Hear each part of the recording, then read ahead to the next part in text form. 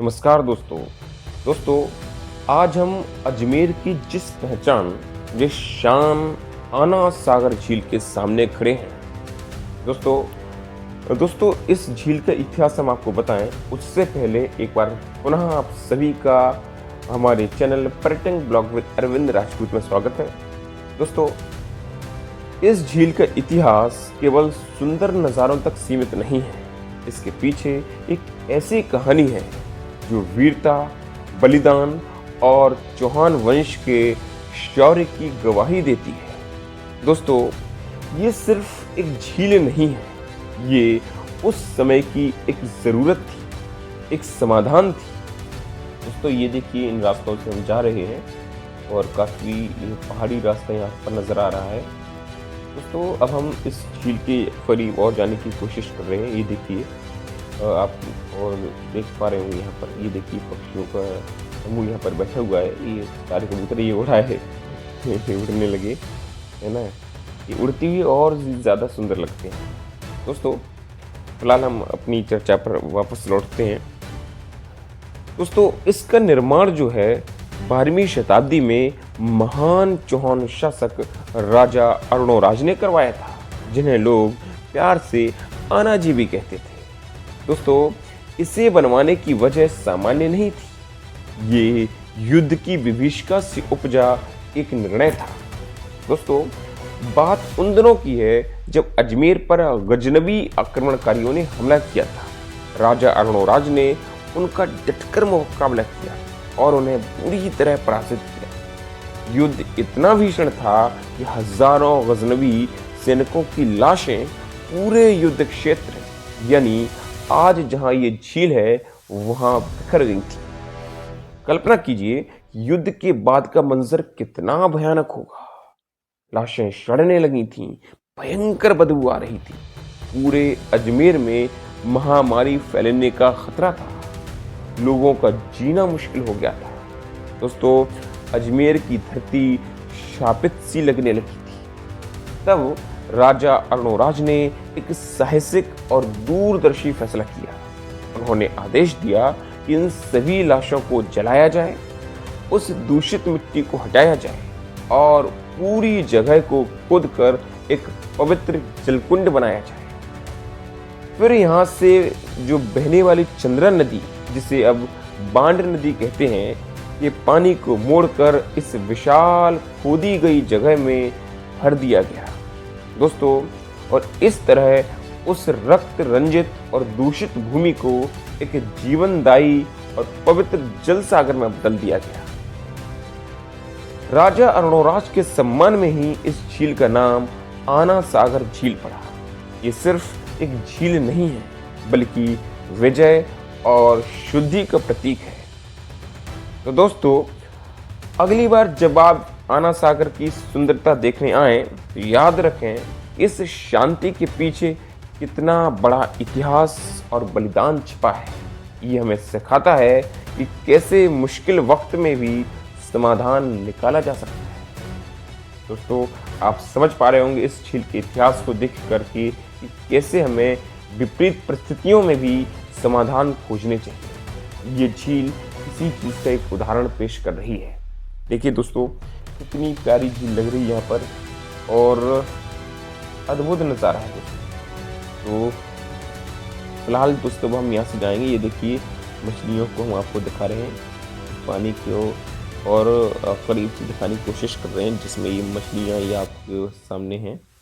ये देखिए, ये देख पा रहे होंगे है ना, जैसे एक्वेरियम में वो सब कुछ आपको नज़र आती है, इसी प्रकार से हम आपको दिखाएं। फिलहाल जो है अब हम यहाँ से आगे बढ़ेंगे। तो दोस्तों अब हम बात करने जा रहे हैं अजमेर संग्रहालय की, जिसे पहले राजपूताना म्यूजियम भी कहा जाता था। दोस्तों आज हम एक ऐसी जगह खड़े हैं जहां अकबर ने अपने सबसे बड़े अभियानों की रणनीति बनाई थी। दोस्तों ये सिर्फ एक म्यूजियम नहीं है, ये भारतीय इतिहास के दो महान कालखंडों चौहान और मुगलों का टकराव बिंदु है। दोस्तों इस ब्लॉग में हम इस किले के गुमनाम इतिहास को खोदेंगे, उन पत्थरों को पढ़ेंगे जिन पर राजाओं ने अपने नाटक लिखे थे, और जानेंगे कि डॉक्टर गौरी शंकर हीराचंद्र ओझा जी ने इस इतिहास को दुनिया के सामने लाने में क्या भूमिका निभाई।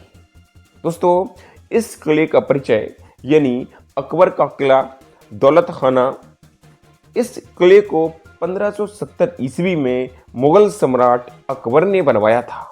इसे दौलत खाना या अकबर का दौलत खाना कहा जाता था। दोस्तों, इसका निर्माण अकबर ने विशेष रूप से अजमेर शरीफ की दरगाह की अपनी यात्राओं के दौरान ठहरने और राजपूतों पर नियंत्रण रखने के उद्देश्य से करवाया था। दोस्तों, संग्रहालय की स्थापना का इतिहास। ये संग्रहालय पहले 1908 ईस्वी में राजपूताना म्यूजियम के नाम से स्थापित हुआ था। ये देखिए दोस्तों, हम संग्रहालय के पास की जो है जगह को दिखाते हैं। अब यहाँ से प्रवेश करेंगे दोस्तों हम। ये देखिए, हम आगे जा रहे हैं।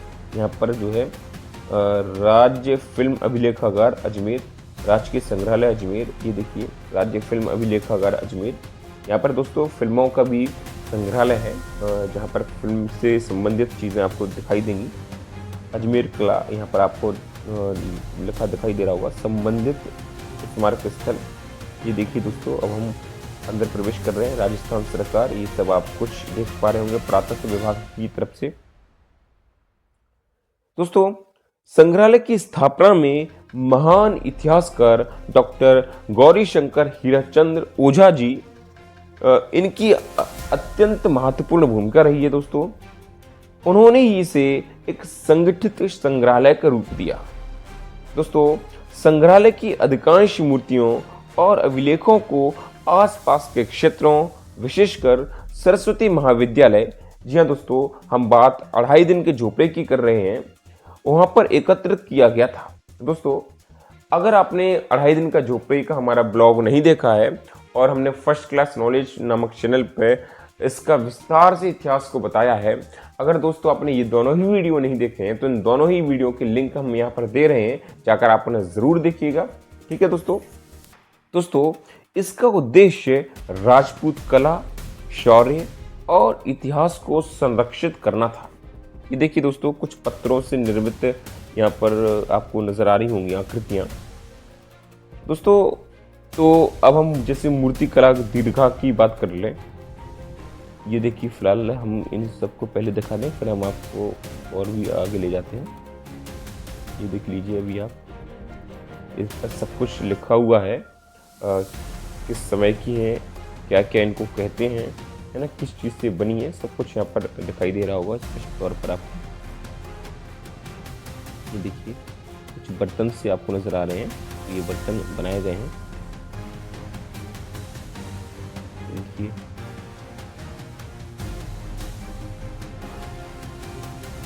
सारा कुछ आपको देखने को मिल रहा होगा दोस्तों।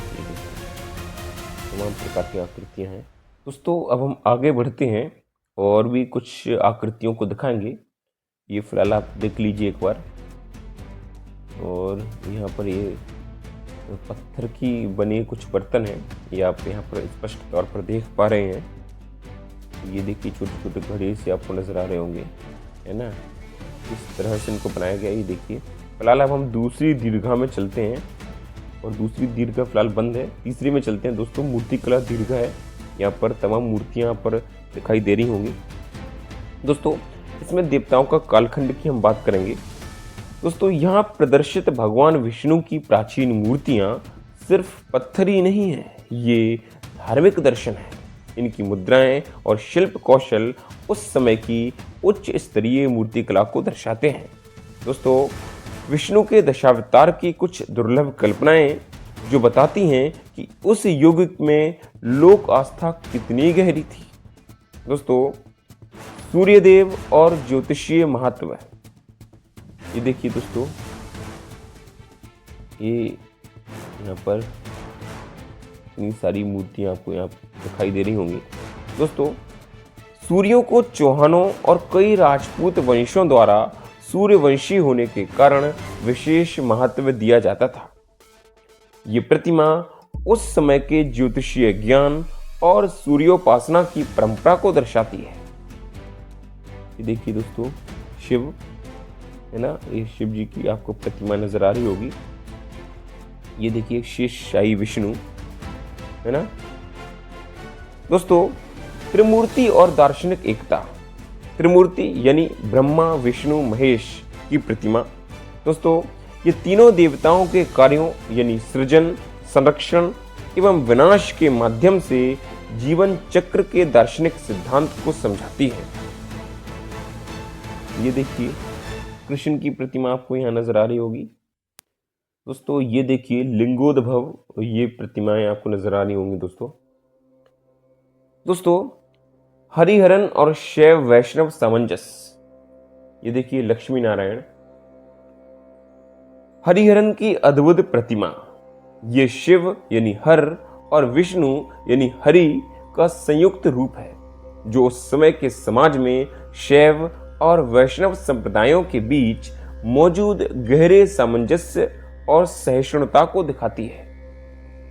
दोस्तों, ये देखिए गणेश जी की प्रतिमा आपको नजर आ रही होगी। दोस्तों, ये है गौरी शंकर हीराचंद ओझा जी, इनके विषय में लिखा हुआ है। ये देखिए कितना सुंदर यहाँ पर लग रहा है दोस्तों। ये देखिए, ये है और ओझा जी, इनके बारे में आप पढ़ सकते हैं। अजमेर का किला एवं संग्रहालय।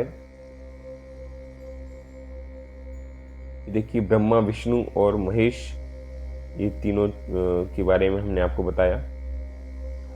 ये देखिए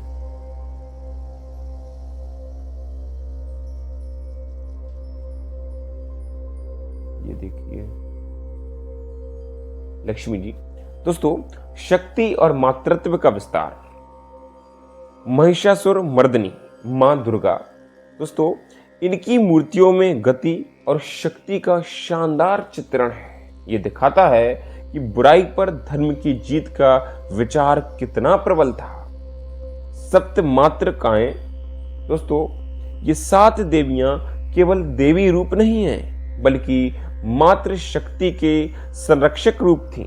इनका विस्तार से उल्लेख करें तो ब्राह्मणी, महेश्वरी, कौमारी, वैष्णवी, वराही, इंद्राणी और चामुंडा, कुबेर, रेवंत और सामाजिक वर्ग। दोस्तों, ये देखिए, ये भी प्रतिमाएं देखिए, विष्णु जी की प्रतिमा है ये देखिए गणेश जी की है ना। तमाम प्रतिमाएं हैं दोस्तों। रूथा ऋण सूर्य।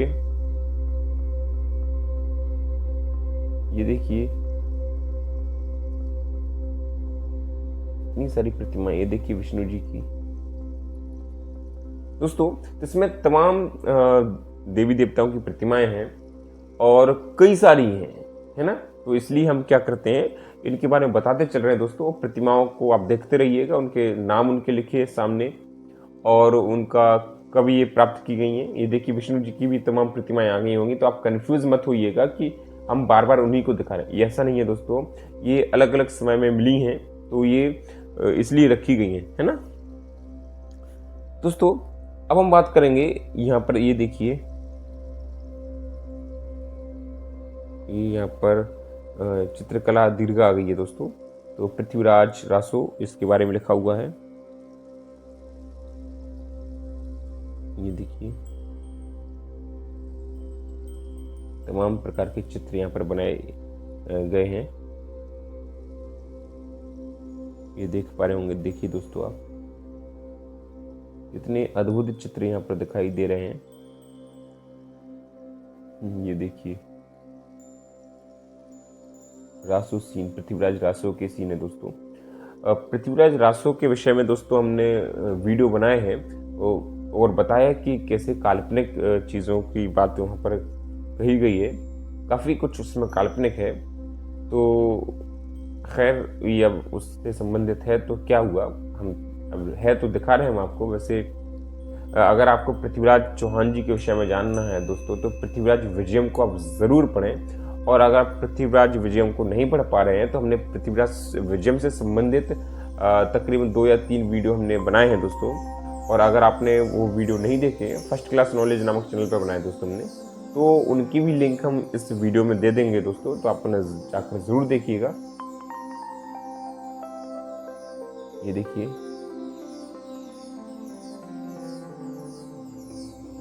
अर्जुन और कृष्ण जी की प्रतिमा है ना। ये देखिए,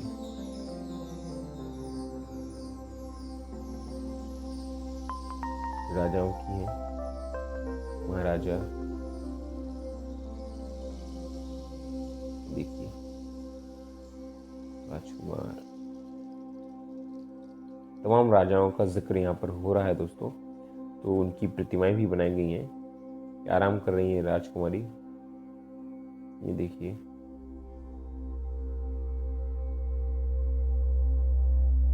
ये सारी चित्रकला दीर्घा थी दोस्तों। और अब हम आगे की ओर बढ़ चले हैं। ये देखिए, पोशाक है यहाँ पर, ओढ़नी, कांचली, है ना। ये तमाम तरह की पोशाकें हैं दोस्तों। देखिए, आप इनको इत्मीनान से देखिए।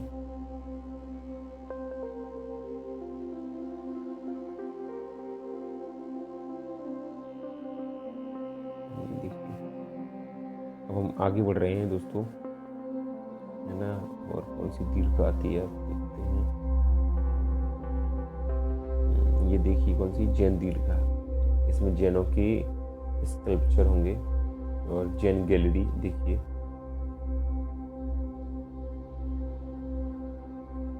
ये देखिए, जैनों के विषय में है। काशीनाथ जी की प्रतिमा है।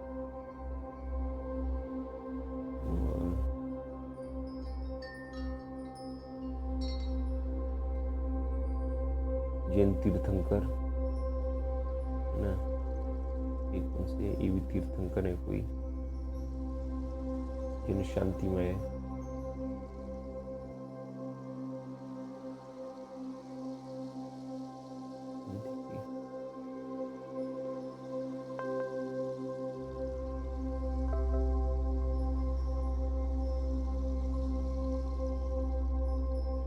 ये भी पार्श्वनाथ जी की है। जैन तीर्थंकर, है ना। तो दोस्तों, ये बार बार आ रही हैं, इसका ये मतलब कतई नहीं है कि हम एक ही चीज को दिखा रहे हैं। इनकी आप प्राप्ति स्थान देखेंगे और किस समय मिली जैन सरस्वती जी और किस समय ये मिली हैं, ये दोनों चीजें इस पर लिखी हुई हैं। तो सब अलग अलग हैं, एक ही नहीं है। आप ये समझने की गलतफहमी में मत रहना, है ना।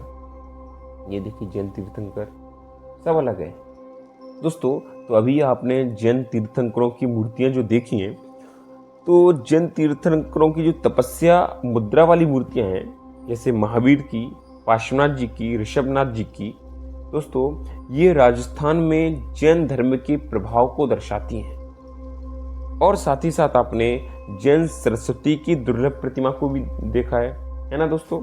तो इसका उल्लेख करें कि ये प्रतिमा कैसे जैन धर्म में ज्ञान, कला और साहित्य के प्रति गहरे सम्मान का प्रतीक है दोस्तों।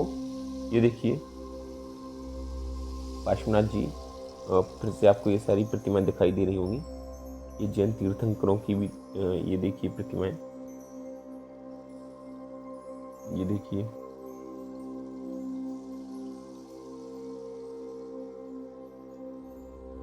देख लीजिए, ध्यान से देखिए दोस्तों। ये सारी चीजें आपको संग्रहालय में मिल जाती हैं, अन्यथा ये तमाम प्रतिमाएं आपको एक साथ नहीं मिल पाएंगी, है ना।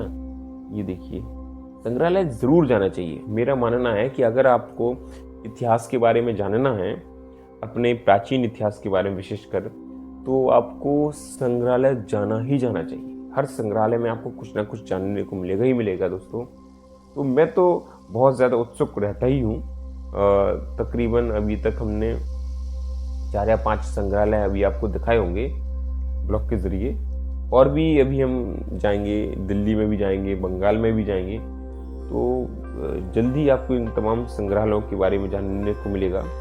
और जो बड़े संग्रहालय हैं, है ना, वहाँ पर आपको बहुत कुछ जानने को मिलेगा दोस्तों। तो आप हमारे चैनल के साथ ज़रूर बने रहिए और आपको बहुत सारी चीज़ें मिलेंगी दोस्तों। दोस्तों अब हम आप पहुंचे हैं वेपन गैलरी यानी अस्त्र शस्त्र दीर्घा की तरफ। ये देखिए आपको बंदूकें नजर आ रही होंगी, तलवारें नजर आ रही होंगी, तीर नजर आ रहे होंगे, है ना। दोस्तों ये दीर्घा मध्यकालीन राजपूत और मुगल काल के युद्ध उपकरणों का घर है। यहाँ की हवा में शौर्य की गूंज है। राजपूत गौरव खांडा। ये देखिए दोस्तों धनुष बाण दिखाई दे रहे होंगे। ये देखिए ढाल नजर आ रही होगी, तलवारें नजर आ रही होंगी।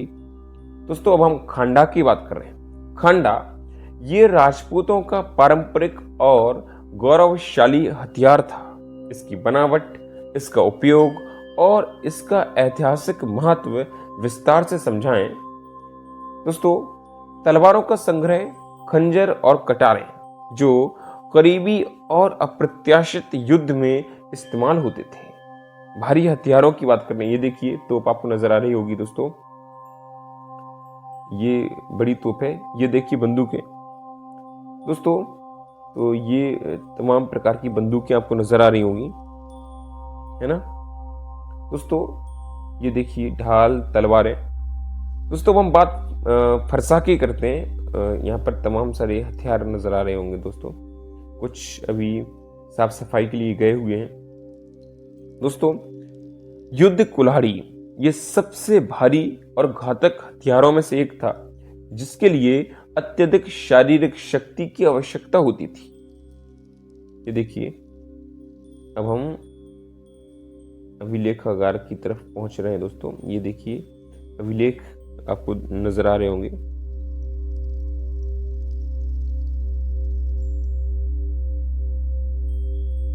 ये देखिए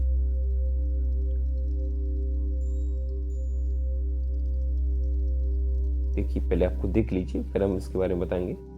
ये देखिए दोस्तों अभी आपको कुछ समझ नहीं आ रहा होगा, है ना।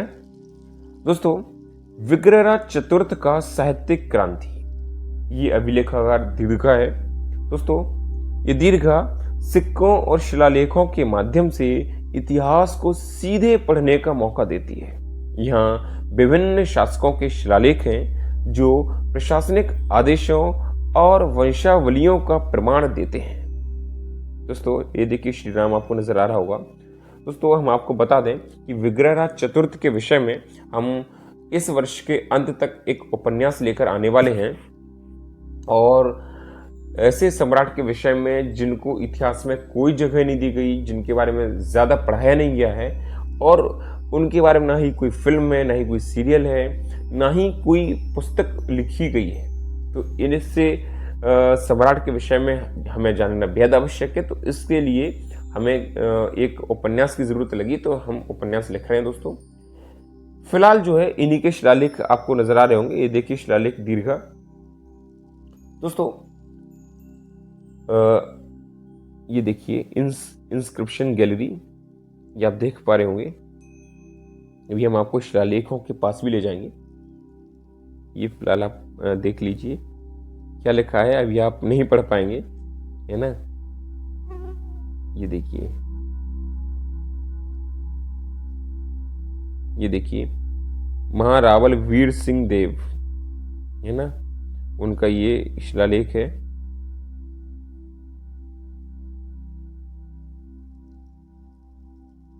अभी हम विग्रहराज चतुर्थ के शिलालेख पर भी ले जाएंगे, है ना। अभी फिलहाल ये देख लीजिए।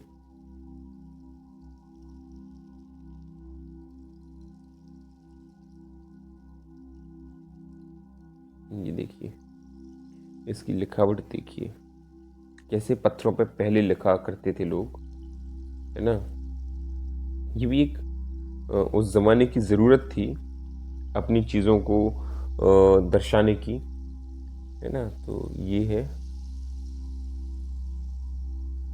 भूमिदान ताम्रपत्र है।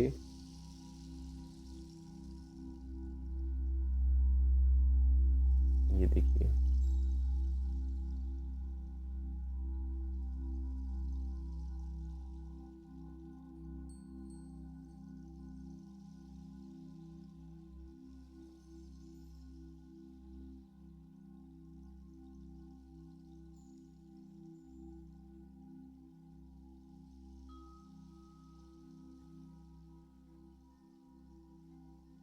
ये देखिए, उस शिलालेखों को आपको बड़े करीब से दिखा रहे हैं, जूम करके दिखा रहे हैं दोस्तों। आप एक ही चीज़ को देख पा रहे होंगे। देखिए, भूमिदान ताम्रपत्र 18वीं शताब्दी है ना, उस समय का है। ये देखिए, ये सारी चीज़ें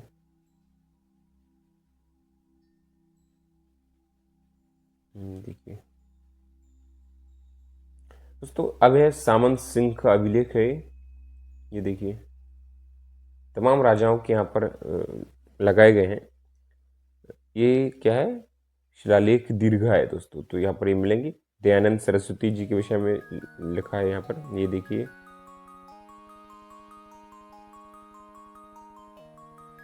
दोस्तों प्रतिहार शिलालेख। ये देखिए, प्रतिहारों का शिलालेख है दोस्तों। ये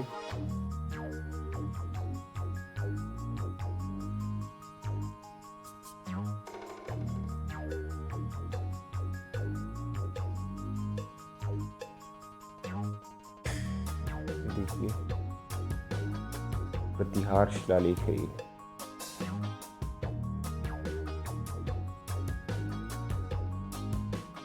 ये क्या है? धनिका शिलालेख 830 AD। ये देखिए, धनिका शिलालेख को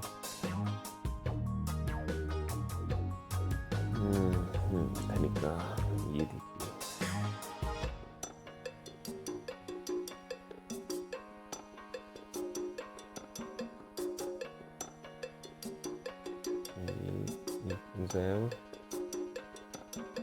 तो वही है, धनिका शिलालेख की है।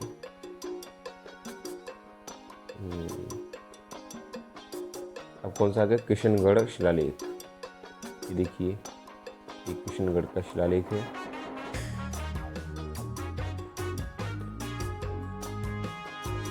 पत्थरों पर किस तरह से लिखा जाता था उस समय में। दोस्तों अब हम आगे बढ़ते हैं। कौन सा शिलालेख आने वाला है? ये देखिए, कनकलेश्वर शिलालेख। ये देखिए दोस्तों, कनकलेश्वर शिलालेख के विषय में लिखा हुआ है। और यहाँ पर फिलहाल लाइट काफ़ी चमक रही है और जिसकी वजह से ये उस पर भी पड़ रही है, तो थोड़ा सा तकलीफ हो रही है, लेकिन फिलहाल आप इसे देख पा रहे होंगे। और अपने वीडियो में जो भी या फर्स्ट क्लास नॉलेज के जो चैनल है हमारा, उस में हम ज़रूर इसके बारे में विस्तार से बताएंगे कभी। ये फिलहाल देखिए, कुछ वस्तुएं, कुछ मूर्तियाँ आपको यहाँ पर दिखाई दे रही होंगी, है ना। और अभी हमें विग्रहराज जी के शिलालेख के विषय में भी जानना है, तो वहाँ पर भी हम दिखाएंगे। फिलहाल ये आसपास ये भी दिखाई दे रही हैं, तो इनको भी हम ले लेते हैं। कुछ बर्तन है, कुछ प्रतिमाएं हैं, है ना, ये देख लीजिए आप। तो इसके बाद जो है हम उसी शिलालेख पर चलते हैं दोस्तों। अब ये देखिए, विग्रहराज चतुर्थ शिलालेख, ललित विग्रहराज नाटक। दोस्तों इसके बारे में जानने की कोशिश हम करेंगे। तो ये अभिलेखागार दीर्घा है, इसी में है ये सब कुछ दोस्तों। तो ललित विग्रहराज नाटक, कवि सोमदेव कृत, प्रेम और राजनीति। दोस्तों ये शिलालेख राजा विग्रहराज चतुर्थ के दरबारी कवि सोमदेव द्वारा रचित नाटक का अंश है। केंद्रीय विषय, ये नाटक विग्रहराज चतुर्थ और देसल देवी या प्रिंसेस देसल देवी कहें के बीच के प्रेम प्रसंगों पर केंद्रित है, जो उस समय के राजसी प्रेम और रोमांस की कहानी बताता है। अगर हम इसके ऐतिहासिक उल्लेख की बात करें तो इसी नाटक में हमीर बहराम शाह द्वारा बवेरा पर किए गए आक्रमण का विस्तृत उल्लेख है, जो हमें उस समय के राजनीतिक संघर्षों की जानकारी देता है। दोस्तों विग्रहराज जब शक्तिशाली शत्रु से युद्ध की योजना बनाते हैं, तो उनके मंत्री श्रीधर उन्हें स्पष्ट सलाह देते हैं कि शक्तिशाली शत्रु से शत्रुता नहीं, मित्रता करनी चाहिए। दोस्तों तो ये शिलालेख जो है वो ये सब कुछ बताता है। दोस्तों मैं आपको एक बार मैं फिर से कह दूं कि हम जो उपन्यास लिख रहे हैं उसमें ये तमाम चीज़ों का विस्तार से वर्णन है, और जो कुछ आपने इतिहास में नहीं पढ़ा होगा वो सब कुछ हम इस उपन्यास में देने वाले हैं। दोस्तों अब हम आगे बढ़ रहे हैं और अब दूसरा नाटक दिखा रही है। देखिए विग्रहराज चतुर्थ शिलालेख हरिकेली नाटक भाग। दोस्तों ये स्वयं विग्रहराज जी ने लिखा है। शौर्य और आस्था, लेखक का महत्व। ये शिलालेख उस नाटक का अंश है जिसकी रचना स्वयं राजा विग्रहराज चतुर्थ ने की थी। दोस्तों, ये उनकी विद्वता, साहित्य प्रेम और प्रतिभा का सबसे बड़ा प्रमाण है। दोस्तों, शैक्षिक संदर्भ की बात करें तो इसमें सरस्वती महाविद्यालय का उल्लेख है जो राजा ने बनवाया था और जिसके अवशेष पर आज 2.5 दिन का झोपड़ा खड़ा है। दोस्तों, अगर हम वंशावली और आस्था की बात करें तो ये शिलालेख चौहानों को सूर्यवंशी बताता है और चौहान वंश के प्रमुख राजाओं और उनकी उपलब्धियों का वर्णन करता है। दोस्तों, द्वितीय शिलालेख में जो कथा है यानी कि हरिकीले के दूसरे शिलालेख में नाटक की मूल कथा है, यानी भगवान शिव और अर्जुन के बीच युद्ध यानी क्रातार्जुनीय पर आधारित प्रसंग। ये दिखाता है कि राजा शिव के प्रति कितने समर्पित थे। दोस्तों, अगर हम इसके निष्कर्ष की बात करें तो ये शिलालेख साबित करते हैं कि विग्रहराज चतुर्थ न सिर्फ एक महान विजेता थे बल्कि संस्कृत साहित्य के महानतम रचनाकारों में से एक थे। दोस्तों, तो ये शिलालेख आप देख रहे होंगे और हम इसके बारे में उपन्यास लिख ही रहे हैं। दोस्तों, हमने एक वीडियो और बताया था अपने फर्स्ट क्लास नॉलेज नामक चैनल पर, जिसमें हमने उसकी तुलना जो है वो अशोक से की थी कि अशोक और सम्राट विग्रहराज चतुर्थ में कौन ग्रेट है, यानी इन दोनों की महानता के बारे में हमने बताया था कि इन दोनों में महान कौन है। दोस्तों, तो उसमें हमने विस्तार से बताया था कि विग्रहराज चौहान के अंदर ऐसी कौन कौन सी विशेषताएं हैं जो उन्हें अशोक से महान बताती हैं। दोस्तों, अगर वो वीडियो भी आपने अभी तक नहीं देखा तो उसका भी लिंक हम यहाँ पर दे देंगे, आप जाकर उसे ज़रूर देखिएगा। और वैसे हम इसके बारे में उपन्यास तो लिख ही रहे जैसा कि हमने बताया ही है। तो फिलहाल जो है ये सब कुछ है, ये देखिए, ये देखिए पूरा हम आपको दिखा देते हैं, फिर हम आगे बढ़ते हैं।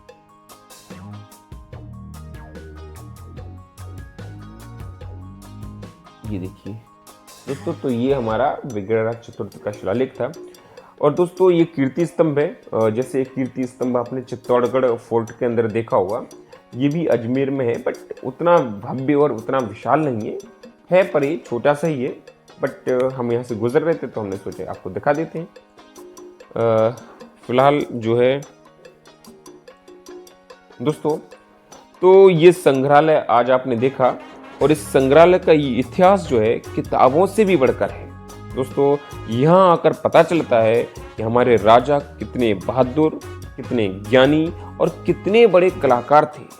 डॉक्टर ओझा जी का योगदान अमूल्य है। दोस्तों, ये ओझा जी एक ऐसे शख्सियत थे जो हमें इतिहास के बारे में इतना कुछ बता गए हैं। दोस्तों, फिलहाल जो है ये हमारे म्यूजियम का ब्लॉग था और अब हम यहाँ से बाहर निकल रहे हैं और अब हम जो है आपको कुछ और दिखाने वाले हैं। ये तमाम मूर्तियाँ हैं, इन मूर्तियों को देखने के बाद ये देखिए, देख लीजिए। इसके बाद जो है हम आपको यहाँ ले जा रहे हैं। ये देखिए दोस्तों, पुतला प्रदर्शन है और ये चंद्रवरदाई है और ये देखिए पुतला प्रदर्शन और पृथ्वीराज चौहान, ये इनका पुतला लगाया गया है और इनके बारे में, इनका इतिहास जानने की कोशिश हम करते हैं। ये देखिए यहाँ पर सब कुछ लिखा गया है, जो चंद्रवरदाई थे और ये पृथ्वीराज चौहान थे, दोनों के बारे में सब कुछ लिखा गया है। दोस्तों, खैर ये हमारा यहाँ पर ब्लॉग ख़त्म होता है। दोस्तों, आशा करता हूँ आपको पसंद आया होगा। पसंद आया है तो आप इसे लाइक कीजिए, शेयर कीजिए और मिलते हैं आपसे अगले ब्लॉग में। तब तक के लिए बहुत बहुत धन्यवाद दोस्तों।